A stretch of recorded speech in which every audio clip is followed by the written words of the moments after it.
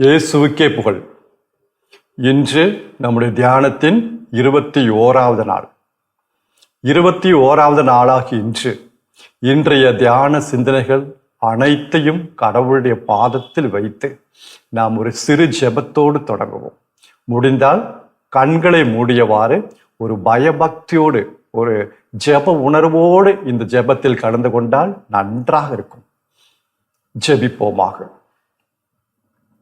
எங்களை ஒவ்வொரு நாளும் பாதுகாத்து வழி நடத்தி வருகின்ற அன்பு தந்தையே இறைவா, இதோ 21வது நாளாக்கி இன்றைய தியான சிந்தனைகள் அனைத்தையும் உம்முடைய பொற்பாதத்தில் வைக்கிறோம். எங்களை வழி நடத்தும் தந்தையே. அதே வேளையில் இன்றைய தினம் யாரெல்லாம் இந்த தியானத்தில் கலந்து கொள்கிறார்களோ அவர்களை நிறைவாக ஆசீர்வதித்தருளும். அவர்களுடைய குடும்பங்களையும் நிறைவாக ஆசீர்வதித்தருளும். அவர்களுடைய உள்ளத்திலும் இல்லத்திலும் அமைதியையும் மகிழ்ச்சியையும் தாரும் ஆண்டவரே. இதோ ஒவ்வொரு நாளும் வல்லமையுள்ள வார்த்தையால், உம்முடைய வல்லமையுள்ள வார்த்தையால் எங்களை திடப்படுத்துகின்றீர். இன்றைய தினம் அன்பு தந்தை இறைவா, எங்களுடைய உள்ளத்தில் இந்த இறை வார்த்தை தங்கும்படியாகவும், அதன் வழியாக இந்த உள்ளத்தில் இருக்கிற எல்லா அசுத்தத்தையும், எல்லா கசப்பு உணர்வையும், எல்லா வெறுப்பையும் இந்த உள்ளத்திலிருந்து நாங்கள் நீக்க, அகற்ற எங்களுக்கு அந்த வரத்தை, அந்த அருளை இன்றைக்கு தாங்கப்பா. இந்த மன்றாட்டுகள் எல்லாம் எங்கள் ஆண்டவராகிய இயேசு கிறிஸ்து வழியாக உம்மை மன்றாடுகிறோம். ஆமென். இறை இயேசுவில் அன்பார்ந்த சகோதர சகோதரிகளே, நாம் இப்பொழுது இந்த தியானத்தின் 6வது பகுதியில் இருக்கிறோம். இந்த 6வது பகுதியில் நாம் எதை பற்றி தியானிக்கிறோம் என்றால், ஆண்டவராகிய இயேசு கிறிஸ்துவின் சிலுவை மரணத்தால், உயிர்ப்பினால் நமக்கு தீய ஆவிகள் மீதும் சாத்தானின் மீதும் அவனுடைய படைகள் மீதும் வெற்றி கொண்ட அந்த இயேசுவை குறித்து தியானிக்கிறோம். அதன் நிமித்தம் நாமும் அவன் நமக்கு எதிராக வரும்பொழுது நாம் வலிமையோடு, சக்தியோடு அவனை எதிர்த்து நிற்பது எப்படி என்பதை நாம் தியானித்து வருகிறோம். அவன் யாரு? தோற்கடிக்கப்பட்ட ஒரு எதிராளி. இதை நாம் கடைசி வரைக்கும் மறக்கக்கூடாது. சாத்தான் இயேசு சிலுவையில் அவனை தோற்கடித்து விட்டார். அவன் மீது ஜெயம் கொண்டாடினார், வெற்றி கொண்டாடினார். அவன் இப்போ நமக்கு எதிரிதான். அவனை முழுமையாக அழித்து விடவில்லை. அவன் இருக்கிறான். ஆனா இப்பொழுது அவன் தோற்கடிக்கப்பட்ட எதிராளி, டிஃபீட்டட் எனிமி. அது எப்பவுமே மனசுல வச்சுக்கணும். அதே நமக்கு ஒரு தைரியத்தை கொண்டு வரும். அன்பானவர்களே, நாம் இந்த பகுதியில் குறிப்பாக எபேசியர் 6வது அதிகாரம் 11 வசனங்களே நாம் தியானித்து வருகிறோம். அதாவது நமக்கு ஒரு போராட்டம் உண்டு. நாம் மைய வசனமாக என்ன எடுத்துக்கொண்டோம்? எபேசியர் 6வது அதிகாரம் 12வது வசனம். எபேசியர் 6வது அதிகாரம் 12வது வசனம். நமக்கு மனிதர்களோடு போராட்டம் இல்லை, மட்டும் இல்லை, மனிதர்களோடு நமக்கு போராட்டம் இல்லை. மாறாக ஆட்சி புரிவோர், அதிகாரம் கொண்டுள்ளோர், இவ்வுலகின் இருள் நிறைந்த இவ்வுலகின் மீது ஆற்றல் கொண்டுள்ளோர், வான்வெளியில் தீய ஆவிகள் ஆகியவற்றின் மீது நாம் போராடுகிறோம். அது மனிதர்களோடு அல்ல. மனிதர்களோடு நமக்கு போராட்டமே கிடையாது. நமக்கு எந்த ஒரு மனிதனும் எதிரி கிடையாது. கணவனோ மனைவியோ மாமியாரோ மாமனாரோ யாரும் நமக்கு எதிரி கிடையாது. நமக்கு எல்லாருக்கும் காமன் எனிமி அவன் சாத்தான், அவனுடைய படைகள். அன்பாந்தவர்களே, அப்ப இவன் வரும்பொழுது, இவன் தன்னுடைய தந்திரங்களால் நம்மகிட்ட வரும்பொழுது, நம்முடைய அமைதியையும் மகிழ்ச்சியும் எடுக்க வரும்பொழுது நாம் அவனை எதிர்த்து நிற்க வேண்டும். பொல்லாத நாட்கள் வரதான் செய்யும். பைபிள்ல இருக்கு. எபேசியர் 6வது அதிகாரம் 13வது வசனம். எபேசியர் 6வது அதிகாரம் 13வது வசனம். பொல்லாத நாட்களில் எதிர்த்து நின்று அனைத்தின் மீதும் வெற்றி கொண்டு வலிமை பெற கடவுள் அருளும் படைக்கலங்களை எடுத்து கொள்ளுங்கள். எபேசியர் 6:13. எபேசியன்ஸ். அப்ப அந்த இன்றைக்கு இந்த பகுதியில அந்த ஒவ்வொரு படைக்கலங்களை பற்றி நாம் தியானித்து வருகிறோம். இது கடவுள் அருளும் ஆயுதம், நம்ம ஒரு ப்ரொடெக்ஷன். நேற்று நாம் சிந்தித்தது என்ன? உண்மையை அரை கச்சையாக கட்டிக்கொள்ள வேண்டும். உண்மை என்பது என்ன என்பதை நாம் பார்த்தோம். இப்பொழுது எபேசியர் 6வது அதிகாரம் 14வது வசனத்துல அடுத்த படைக்கலம் என்ன? எபேசியர் 6வது அதிகாரம் அதே 14வது வசனத்திலே அது இருக்கு. கடைசி பகுதி, நீதியை மார்பு கவசமாக அணிந்து கொள்ளுங்கள். நீதியை மார்பு கவசமாக அணிந்து கொள்ளுங்கள். இது மிக முக்கியம். மார்பு கவசம் அதே நமக்கு என்னன்னு சொல்லி தருகிறது, நம்முடைய இதயத்தை பாதுகாத்து கொள்ள வேண்டும். இன்னைக்கு பார்த்தீங்கன்னா இந்த மாம்சத்திலான இதயத்தை நாம் எவ்வளவு பாதுகாக்கிறோம். நல்லது செய்யணுங்க. கொலஸ்ட்ரால் கொழுப்பு வராமல் தடுக்கவும், அல்லது மற்ற பிளட் ப்ரெஷரு மற்ற எல்லாம் அந்த இதயத்தை எவ்வளவு, அந்த மாம்சத்திலான இதயத்தை எப்படி நம்ம பாதுகாக்கிறோம். எக்ஸசைஸ் பண்றோம், மருந்து எடுக்கிறோம், எல்லாம் மருத்துவ ரீதியாக என்னென்ன செய்யணுமோ எல்லாம் செய்யறோம், பாதுகாக்க வேண்டும். ஆனா அதே நேரத்துல ஒரு இடத்துல நம்ம குருடரா போயிடுறோம். அந்த மாம்சத்திலான இதயத்தை விட ஆவிக்குரிய இதயம் நமக்கு ஒண்ணு உண்டு. அதை நம்ம அலட்சியப்படுத்தி விட்டோம், அசட்டை பண்ணிவிட்டோம். இந்த மாம்சத்திலான இதயத்திற்கு ஒரு முடிவு உண்டு. நம்ம என்னதான் மருந்து சாப்பிட்டாலும் என்னதான் கவனித்தாலும் அதற்கு ஒரு முடிவு உண்டு. 80 வருஷமோ அல்லது மிஞ்சி போனா 90 வருஷம். அதுக்கு மேல நம்ம எவ்வளவு லட்சக்கணக்கில் செலவு பண்ணாலும் அது நிக்காது. வேணா ஒரு சிலருக்கு 1-2 வருஷம் எக்ஸ்ட்ரா போகலாம்.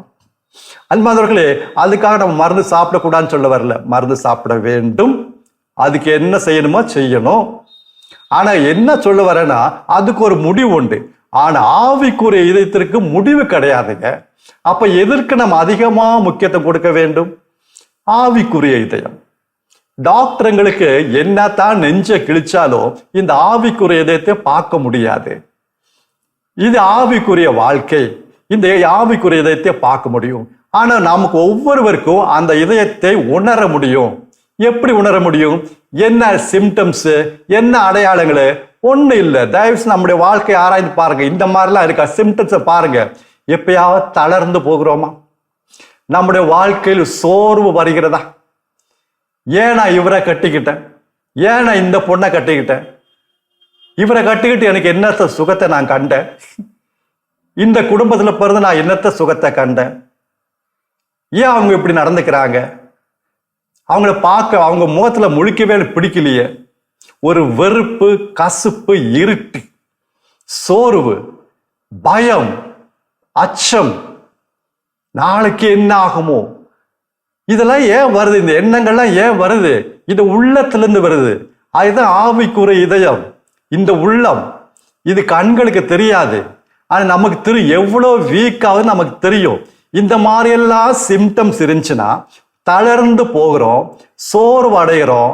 நான் மற்றவங்கள மாதிரி அழகா இல்லையே, மற்றவங்கள மாதிரி திறமை எனக்கு இல்லையே, நான் உருப்பிட மாட்டேன். அதே நேரத்தில் ஆப்போசிட்டு பெருமை, தற்பெருமை, என்னை மாதிரி யாரும் இல்லை, எனக்கு இருக்கிற மாதிரி செல்வாக்கு யாருக்கும் இல்லை, எனக்கு தான் எல்லாம் தெரியும். இதெல்லாம் சிம்டம்ஸ். இந்த ஆவிக்குரிய இதயத்தை நாம் பாதுகாக்க வேண்டும். நீதிமொழிகளாகமம் ப்ராவர்ப்ஸ் 4வது அதிகாரம் 23வது வசனம். நீதிமொழிகளாகமம் 4வது அதிகாரம் 23வது வசனம். உன் இதயத்தை காவல் செய்.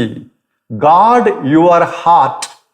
அது மாம்சலான இதயத்தை பற்றி சொல்ல, ஆவிக்குரிய இதயம். உன் இதயத்தை காவல் செய், ஏனென்றால் அங்கிருந்து தான் வாழ்வின் ஊற்று புறப்படுகிறது. வாழ்வின் ஊற்று புறப்படுகிறது. எவ்வளவு அருமையா தெளிவா எழுதியிருக்கு. வாழ்வின் ஊற்று எங்க இருக்கிறது? இந்த ஆவிக்குரிய இதயத்துல, அதனுடைய உள்ளத்துலதான் இருக்கிறது. அதனால இப்ப எவ்வளவு நம்ம பாதுகாக்கணும். அப்ப எப்படி பாதுகாக்கிறது? இங்க பவுலடிகளார் சொன்ன வார்த்தைகளை கவனிங்க. நீதியை மார்பு கவசமாக அணிந்து கொள்ளுங்கள். அப்படி நீதியை மார்பு கவசமாக அணிந்து கொள்ளவில்லை என்றால் பொல்லாத காலம் வரும்பொழுது சாத்தான் நம்மை நொறுக்கி விடுவான், உள்ளத்தை உடைத்து விடுவான், அந்த இதயத்தை கல்லாக்கி விடுவான். போச்சு. அப்போ இந்த நீதி என்பது என்ன? அப்ப அதே பவுலடிகளார் இதற்கு விளக்கம் கொடுக்கிறார். வேறொரு வசனத்துல, வேறொரு இடத்துல இந்த நீதி என்பது என்ன என்பதை அருமையா தெளிவா அவர் விளக்கத்தை கொடுக்கிறார். 1 தெசலோனிக்கேயர் 5வது அதிகாரம் 8வது வசனம். 1 தெசலோனிக்கேயர் 5வது அதிகாரம் 8வது வசனம். அங்க அந்த முதல் வரியில தொடக்கத்துல இப்படி இருக்கு: நம்பிக்கையும் அன்பையும் மார்பு கவசமாக. போதும், நமக்கு அது போதும். நம்பிக்கையும் அன்பையும் மார்பு கவசமாக. அங்க எபேசியர் என்ன பார்த்தோம்? நீதியை மார்பு கவசமாக அணிந்து கொள்ளுங்கள். அப்ப அந்த நீதிங்கிறத இன்னும் கொஞ்சம் எக்ஸ்பேண்ட் பண்ணி இங்க சொல்லியிருக்காரு. நம்பிக்கையும் அன்பையும் மார்பு கவசமாக. அப்ப நம்பிக்கை என்ன? நம்பிக்கை கடவுள் எனக்கு இது கொடுப்பாரு, அதை கொடுப்பாரு, அந்த நம்பிக்கையை பத்தி இங்க சொல்லுங்க. இங்க நம்பிக்கையை என்ன எதை பத்தி சொல்லியிருக்காங்க? நீதியோட பின்னணியில இதை பார்க்கணும். இங்க நம்பிக்கை என்பது என்னுடைய சொந்த நீதியில் அல்ல, என்னுடைய சொந்த செயல்களால் அல்ல, மாறாக ஆண்டவராகிய இயேசு கிறிஸ்துவின் கல்வாரி பலியினால, ஆண்டவராகிய இயேசு கிறிஸ்து எனக்காக இரத்தம் சிந்திய ஒரே காரணத்தினால கடவுள் என்னை ஏற்றுக்கொண்டுள்ளார். புரியுதா? அதை நாம் நம்புவது, இதுதான் நம்பிக்கை. என்னுடைய சொந்த நீதியில, என்னுடைய சொந்த செயல்களில நான் நம்பிக்கை வைக்காம, கடவுள் ஆண்டவராகிய இயேசு கிறிஸ்து எனக்காக நிறைவேற்றிய அந்த மாபெரும் கல்வாரி பலியினால, அதாவது எனக்காக அவர் சிந்திய இரத்தத்தினால, அதனாலதான் கடவுள் என்னை ஏற்றுக்கொண்டுள்ளார், அதனால தான் கடவுளுக்கு முன்னாடி நான் நீதிமானாக நிற்கிறேன் என்பதை நம்புவது. அந்த நம்பிக்கையை நீ மார்பு கவசமாக அணிந்து கொள் என்று பவுலடிகளார் சொல்கிறார். அந்த நம்பிக்கையை மார்பு கவசமாக அணிந்து கொண்டால் சாத்தானால தொட முடியாது. பொல்லாத நாள் வரும், அவன் நம்ம இதயத்தை தொட முடியாது. இதயம் ரொம்ப முக்கியமானதுங்க, ரொம்ப முக்கியமானது. இந்த ஆவிக்குரிய இதயம் அல்லது உள்ளம் கூட சொல்லலாம். ரொம்ப இல்லைன்னா தளர்ந்து சோர்ந்து வெறுத்து வாழ்க்கையை வெறுத்து, ஏன் இன்னைக்கு நிறைய பேர் தற்கொலை பண்ணிக்கிறாங்க? இதயத்தை பாதுகாத்து கொள்ளவில்லை. அவங்க அதை விட்டு அலட்சியப்படுத்திட்டாங்க. மற்ற மாம்ச இதயம் ரொம்ப ஸ்ட்ராங்கா இருக்கு, நல்லா இருக்கு. ஆவிக்குரிய இதயம் போயிருச்சு. சோர்வு, தளர்வு. அன்பார்ந்த சகோதர சகோதரிகளே, இன்னைக்கு நம்ம சொந்த நீதியில நம்ம நம்பிக்கை வைக்க கூடாதுங்க. இங்கதாங்க நாம் பெரிய பிரச்சனை பண்றோம். இந்த இயேசுவின் கல்வாரி பலி செய்தியெல்லாம் நிறைய கேட்கிறோம். ஆனா என்ன செஞ்சிடறோம்? அதுல நம்பிக்கை வைக்காம அது காதால கேட்டு விட்டுறோம். ஆனா நம்பிக்கை எங்க வைக்கிறோம்? சொந்த நீதி, சுய நீதியில நம்பிக்கை வைக்கிறோம். நான் இவ்வளோ கடவுளுக்காக கோவிலுக்காக இவ்வளோ கஷ்டப்படுறேன்ல, நான் விடாம நான் கோயில் போறேன்ல, நான் இவ்வளோ ஏழைகளுக்கு உதவி செய்யறேன்ல, நான் இப்படியெல்லாம் ஜெபிக்கிறேன்ல, நான் இப்படியெல்லாம் உபவாசம் இருக்கிறேன்ல, நான் மற்றவங்க மாறி இல்லைல்ல. அப்ப எப்ப சுய நீதி அல்லது சொந்த நீதி நம்பிக்கை வைக்கிறேன் எனக்கு எப்ப தெரியும்? சொந்த நீதியில நம்பிக்கை வைக்கிறவங்க எப்பவுமே மற்றவங்களை அற்பமாக எண்ணுவாங்க. அதுதான் ஒரு அடையாளம். சொந்த நீதியில நம்பிக்கை வைக்கிறவங்க மற்றவர்களை அற்பமாக அவங்க எண்ணுவாங்க, கண்டிப்பா எண்ணுவாங்க. இவனா இப்படி இருக்கான், நம்ம இவனோட எவ்வளவோ பெட்ரு. என்ன, நான் எவ்வளோ விடாம நான் ஒவ்வொரு நாளும் பூசல கலந்துக்கிறேன், அவன் ஞாயிற்றுக்கிழமை ஒரு நாள் மட்டும் தான் போறான். என்ன வாழ்க்கை வாழ்றான்? பிள்ளைங்களை எப்படியா வளர்க்கறது? பிள்ளைகளை பெத்துக்கிட்ட மட்டும் போதுமா? வளர்க்க தெரிய வேணாம்? நான் எப்படி வளர்க்குறேன் என்ன பாருங்க. சுயநீதி. கடவுள்கிட்ட சொல்லுங்க, ஆண்டவரே அவங்க பிள்ளைங்க இப்படி போறதுக்கு காரணம் எனக்கு தெரியல, ஆனா என்னோட பிள்ளைங்க இவ்வளவு நல்லா இருக்கிறது, கொஞ்சமாவது பக்தியா இருக்கிறது நான் காரணம் இல்லை, நீங்க இரக்கம் காட்டுனீங்க ஆண்டவரே, அதனாலதான் என்னோட திறமையில அப்படி வர வேண்டாம். அதே மாதிரி மற்றவங்களை குறை சொல்றது, அவங்க சின்ன தப்பை எடுத்து மற்றவங்கள்ட்ட போய் சொல்றது, எவ்வளோ பெரிய அநியாயமான அசிங்கமான காரியம் நம்ம செஞ்சுட்டு இருக்கோம். யாரோ ஒருத்தங்க தப்புல விழுந்துட்டாங்க, பாவத்துல விழுந்துட்டாங்க, ஒரு பொண்ணு அப்படி போயிடுச்சு, ஒரு பையன் இப்படி போயிட்டான், ஒரு ஃபாதர் இப்படி செஞ்சுட்டாரு, ஒரு சிஸ்டர், ஒரு அருட் சகோதரி இப்படி போயிட்டாங்க. ஏங்க இதெல்லாம் மற்றவங்க போய் சொல்லிட்டு இருக்கீங்க? ஏன் சொல்றோம்? நம்ம சொந்த நீதியை நம்புறோம். ஏன்னா அவங்களோட நான் பெட்டராச்சு, அதனால தான் சொல்றோம். சொல்றவங்க தான் நினைக்கிறாங்க நான் அவங்களோட பெட்டராச்சு, நாங்க அப்படி இல்லைல்ல. இவங்கெல்லாம் கிறிஸ்துவின் உடல்ல உறுப்புகளா இன்னும் மாறல. கிறிஸ்துவின் உடல்ல உறுப்புகளா மாறல. இடது கை வலது கையை பத்தி ஒண்ணுமே நெகட்டிவா பேசாதுங்க. ஏதாவது உதவி செய்தான் போவத நெகட்டிவ் பேசாது. இது ஒரு அடையாளம் இவங்க கிறிஸ்தவர்களே அல்ல என்று. இவங்க எல்லாம் சடங்குபூர்வமா எல்லாம் செஞ்சுட்டாங்க, சடங்குபூர்வமா எல்லாம் செஞ்சுட்டாங்க. ஆனா கிறிஸ்தவர்களே கிடையாது. யானைக்கு தும்பிக்கை இருக்கணுங்க, தும்பிக்கை இல்லைன்னா அது யானையே கிடையாது. இல்ல அது கருப்பா நல்ல பெருசா இருக்கு, கால் இருக்கு, வால் இருக்கு, காது இருக்கு. ஐயோ என்னப்பா, அது யானைய போல ஒரு மிருகம். ஏன் இப்படி சொல்ற? அது யானை கிடையாது. தும்பிக்கை இருக்கா? தும்பிக்கை இல்ல, ஊற்ற யானை கிடையாது, யானைய போல ஒரு மிருகம். நான் கோயில் போறேன், பூசல பங்கெடுக்கிறேன், திருவிருந்துல பங்கெடுக்கிறேன், ஜெபம் பண்றேன், நற்செய்தி கூட நடத்துறேன், அது ஸ்பான்சர் எல்லாம் பண்றேன், எல்லாம் பண்றேன். நான் கிறிஸ்தவன் தானே? இல்ல. யார் சொன்ன கிறிஸ்தவன்? கிறிஸ்தவன் இயேசுவின் உடலின் உறுப்புகளா இருப்பாங்க, அவங்க தான் கிறிஸ்தவங்க. மற்றவங்களை பத்தி ஒரு முறை கூட குறை சொல்ல மாட்டாங்க, சொல்ல முடியாது. இடது கைக்கு வலது கையை குற்றம் சாட்டவே முடியாது. அன்பார்ந்தவர்களே, உள்ளத்தை பாதுகாத்து கொள்ள வேண்டும்.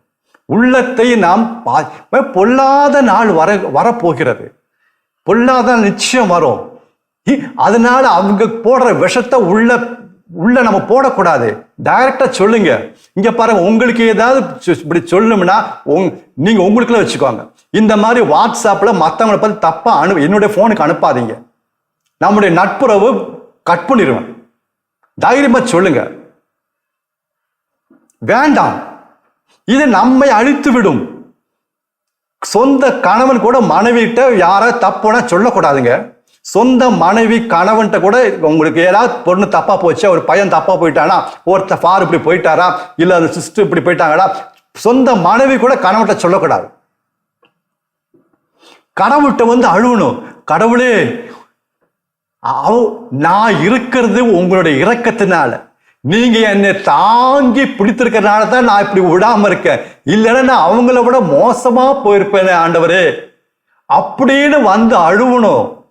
ஆண்டவரே நீங்க என்னை தாங்கி பிடிச்சிருக்கீங்க, உங்களுடைய இரக்கத்தால் நான் நிக்கிறேன், இல்லைன்னா நான் என்னைக்கோ விழுந்திருப்பேன், எத்தனை முறை விழுந்திருப்பேன். ஆண்டவரே என் மீது இரக்கம் காட்டியது போல அந்த சகோதரி மீதும் எனக்கு இரக்கம் காட்டுங்க, என் மீது இரக்கம் காட்டியது போல அந்த அருட்தந்தை மீதும் இரக்கம் காட்டுங்க, என் மீது இரக்கம் காட்டியது போல அந்த பையன் மீது இரக்கம் காட்டுங்க.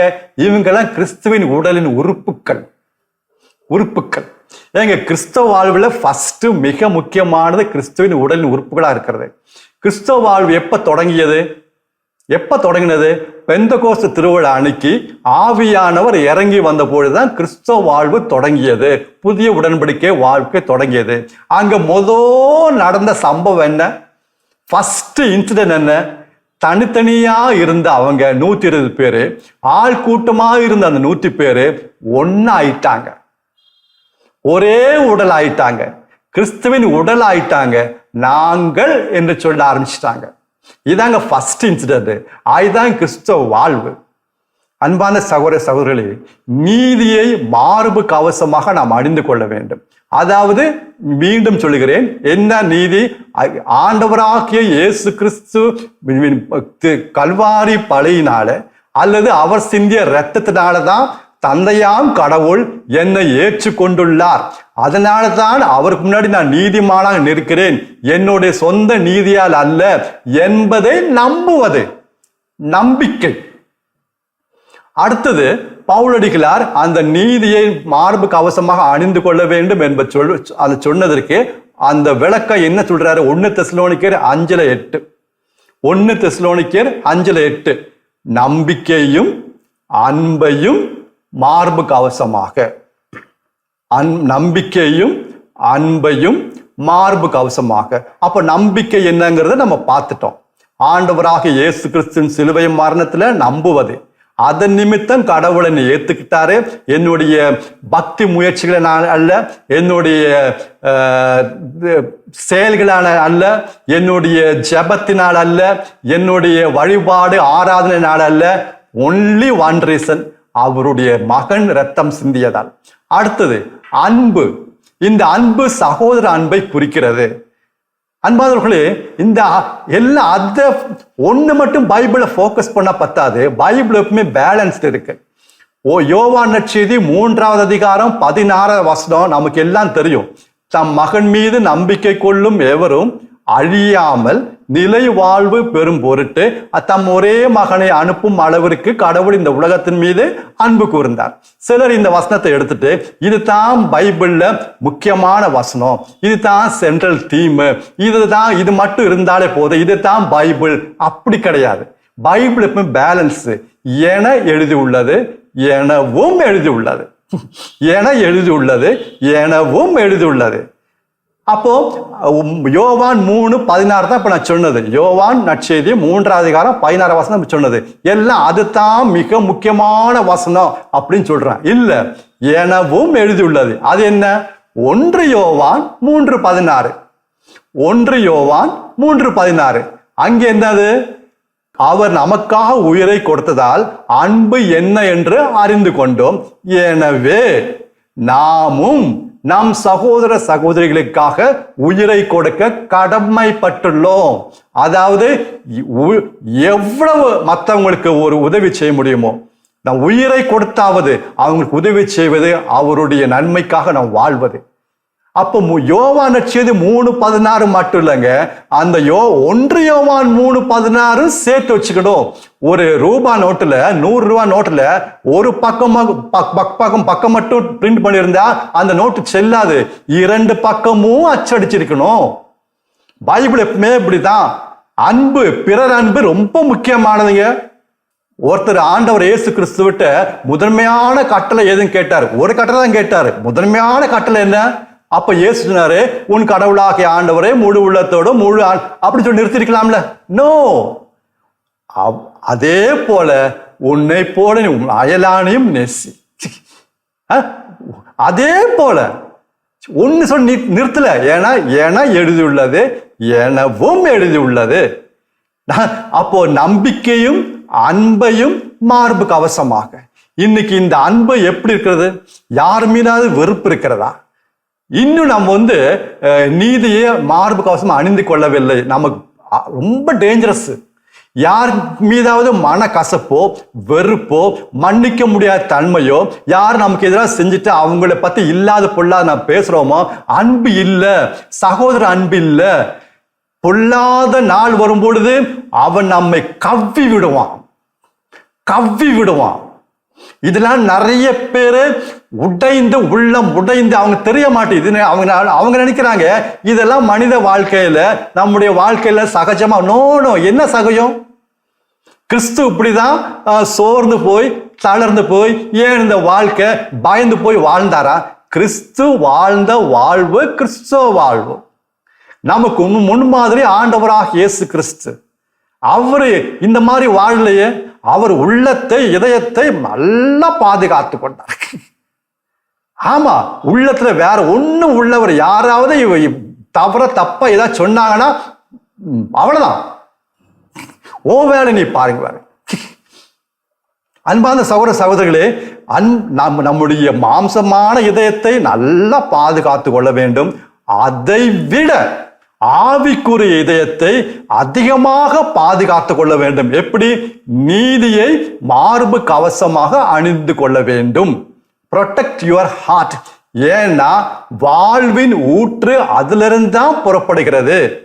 இன்றைக்கு நிறைய பேர் கிறிஸ்தவன்னு சொல்லுகிறவர்கள் எல்லாம் இந்த ஆயுதத்தை, இந்த கருவியை பயன்படுத்தாம எல்லாம் சுத்திட்டு அலையிறோம். போச்சு. பொல்லாத நாட்கள் எல்லாம் உடைந்து போவதை நான் பார்த்திருக்கேன். ஒரு நாள் எனக்கும் நடந்தது, நான் பார்த்திருக்கேன். அன்பான சகோதர சகோதரிகளே, இந்த செய்திக்காக இந்த சும்மா செய்தியை கேட்டு போறது இல்லை. செய்தியை கேட்டு போறது இது ஒரு ப்ரோக்ராம் கிடையாது.